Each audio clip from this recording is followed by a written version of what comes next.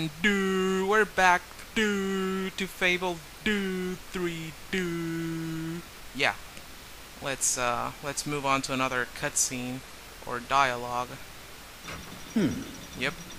It makes a nice change doing something useful. Yeah, sure, bro. Sure. So you see those presents on the left side that are popping in? Those are downloads, free downloads that you have on the Xbox Live thing. So, you should get in there and get up the downloads. Of course, I haven't downloaded any add-on to the game that costs money because I'm poor. I don't know if I said that before, but I don't have any money. This chamber beneath Brightwall sounds intriguing. I've heard rumors, of course. Shut up, but Jasper. none I other don't than care. heroes have lived to So, speak of it. You must take care. Here's where you once collect are those inside. presents. Blah blah blah blah blah. So we got a potion. Another potion. I want to explain that slow time and summon thing. These are clothes, but they pretty much suck. But there is a good side of them, and I'll When explain someone's also given you a that gift, later. I will keep it for you here. Shut up, until you wish Jasper. to unwrap it. I shan't Shut up. speak, I promise. I don't care. Shut up. Alright. Let me show you guys what I mean. I mean these just look terrible. I mean I wouldn't wear this even if my life depended on it. So no, I don't like it. So maybe that looks good, I guess. Fantastic The choice of armbands, they look fine. Should I just... No, that looks kind of stupid. And I want to take this hat off.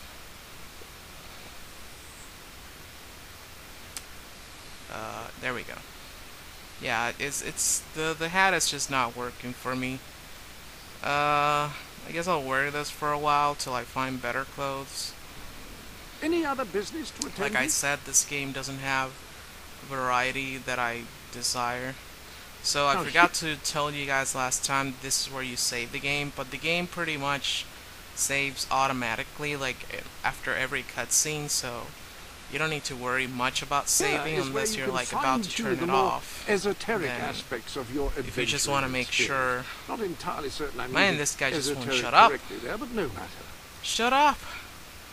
Alright. So, yeah, now we can go to the world. It's not that complex. I mean, it's not small, but it's really not that complex either. It seems kind of linear. And that's one of the things that I really criticize about this game. It's just that the world doesn't seem that vast, and the fast travel features kind of suck. And I'll explain that later. This is Misspeak Valley. It's cold, especially since I took your gloves. The only thing we have to defend ourselves are spells, but since, like I said before, they are very much overpowered, we don't have a problem with that. This is how you interact with the dog. Just hold the A button, or if you just want to punish him, you just press X. That wouldn't make much sense. And you can play a game of fetch with the Y button, but I'm not going to do that here because it's really not the place to throw a ball. And, yeah. I think you also can name your dog in the sanctuary, but I don't see the point, really. Because, I don't know. I just don't see the point of naming my dog in this game. The last one I did name him because when you put a collar on him, they give you the choice to name him, and it's kind of cool to choose the color, but here I don't know if you really have that choice at all. So they really took away a lot of things. That's one thing that I criticize, because honestly, if you're gonna make a sequel to a game, you better just put everything that the last game had plus new things. But they kind of went backwards on this, and they took away a lot of things. And I'll be getting onto those as we go through the game. I don't want to like get into a lot of details. Like here, for example, I never bought a shovel, and he has a shovel automatically every time you're gonna dig. And I don't think that's a bad thing, but it's kind of weird, you know? Like, yeah, where's the shovel? Where did he put it? Well, at least Link can hide a lot of things in his pockets or in his hat. You know, he has a huge hat, so probably this guy has probably some special pocket or something, an infinite depth bag, just like in Harry Potter. So we're gonna be moving on.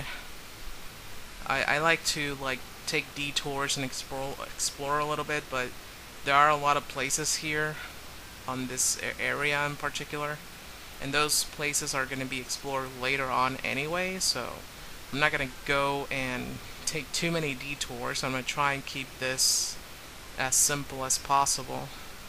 I'm also really not interested in opening demon doors in this game as well, because on the last one and on the first one I didn't open all of them, and I honestly didn't get into that much on this one because I noticed that a lot of these doors were so hard to figure out how to open, and since I'm so lazy, I might as well just go into the internet and see how I can open those doors if I really want to. But I don't think you're going to be missing out a lot. Maybe those who know a lot about this game probably say, no, it's not true. Oh, there are first enemy. Wolves? Really? I thought they were dogs. Well, they kind of look like dogs. So, yeah, pretty much. That's what I have in mind. So, in this game, like I said before, you have only one type of experience points. They're not divided in yellow, blue, red like last time. As you can see on the D-pad on the left bottom, they give you a choice to slow time down or to summon, but this time around there are no summoning spells. There's no slow time spells. Those are just potions. And they're not useless, they're kind of useful, but I like to sell them, because an issue that you're going to have about this game is that you really need to get a lot of money. Unless you're planning on being a bad guy, then you really don't have to worry much about money. But since I'm going to try and do this as good as possible, you know, I'm not going to be too obvious on my choices, but, you know, mostly it's gonna be a good guy run, because I've noticed that ever since Fable 2, being a bad guy is not really that good. I mean, maybe on Fable 2 it is, but on Fable 1 it was like, you know, you kinda, I don't know how to explain it, but anyway, in this game, being a bad guy, it's really not fun.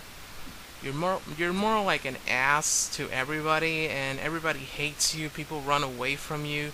You can't get anything done like that because people don't trust you, so you would take longer to get anything done. So, you know, there's really no payoff on being a bad guy in this game other than the fact that you don't need to worry that much about money. That's all there is to it. So, yeah, that's pretty much what I wanted to get out there. That's another detour I'm not gonna be taking. What? Oh, there's yeah, this is the only good thing about he just appeared in the front.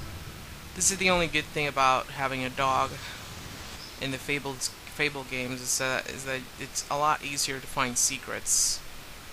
I mean, you know how the first one was. You really needed to have a good eye, and you needed to go around and figure out where to dig. Of course, they made like this little shovel appear on the left side of the screen, but still is a lot more accurate with a dog. Although I believe, I think that it would be nice if when they make another Fable, because I'm pretty sure they will, um, they would kind of try and reboot the whole thing again, like not try and mimic the last game, because this game is basically just a copy of the second one with less stuff. And it's kind of weird. It feels kind of lazy, really. Um, but I wish they kind of go back to the roots, to the first one, and I see yeah, you're approaching Brightwall, a most charming little hamlet, really.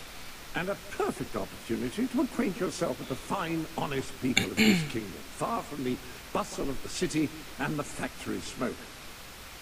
Of course, a less charitable mind would term them simpletons, but I encourage you to shop in their stores, drink in their taverns, and otherwise partake in their small So, town so you can think of Brightwall as the Battlestone of this game. Here's where you sell stuff. It's really weird, but you'll get used to it, I guess. Here's where I'll be selling the summoning potion and the slow time potion. I really don't need them. If you keep changing, you'll see now that we're on clothes. I really don't need pajamas. You get a lot of money for them. I'm not going to be using these either, so whatever.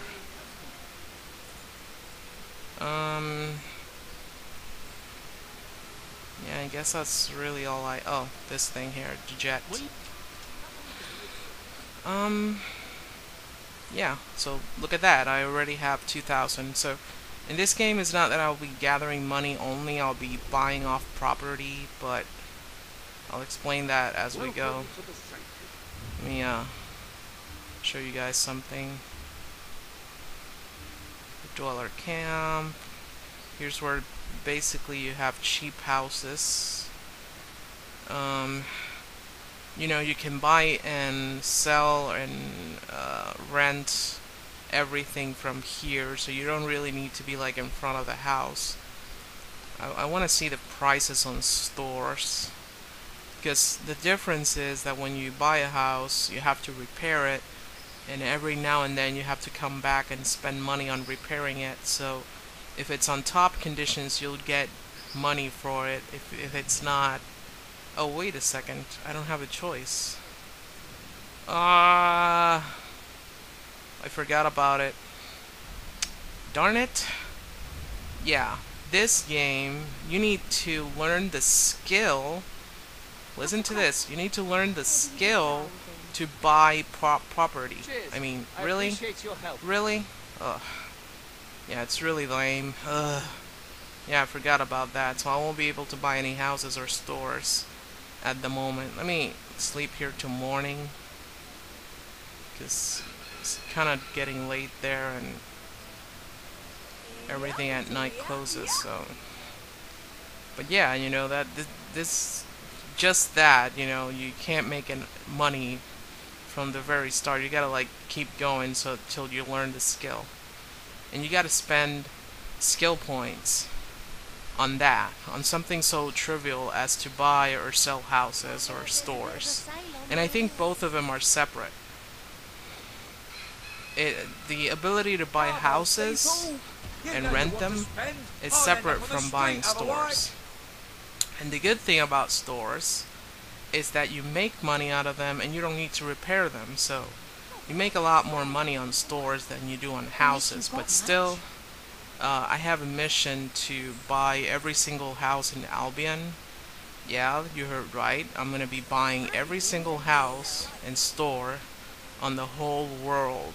So, is it true what they say about just bear with me. I've seen some people comment on this game, and I think some people haven't figured it out. A little thing that I did by myself. I didn't read any strategy guide or anything. I just figured it out. So, It's really no brainer. I'm pretty sure a lot of people have figured it out. Those who don't go straight for the strategy guides. So let's go in here and start this cutscene. The library is closed by order of the king. We don't serve drinks, we don't sell chicken feed.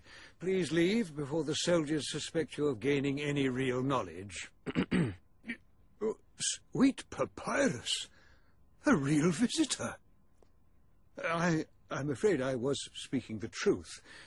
King Logan has closed the academy. I'm little more than a custodian these days.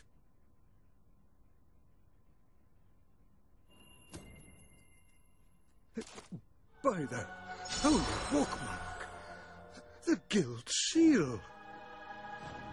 I haven't seen it since the old hero king last came here. Oh, then you are? The prince, yes. Oh, my. Please, come this way. Your father told me that one day a challenger bearing the seal would come seeking entrance to the reliquary, but I never imagined it would happen in my lifetime. It was he who founded the academy, of course.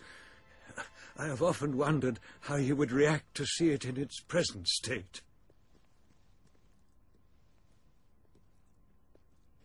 Here we are. I can't tell you how many of our researchers and professors have studied this door, hoping to unlock its mechanism. But I knew there was only one thing that would ever open it.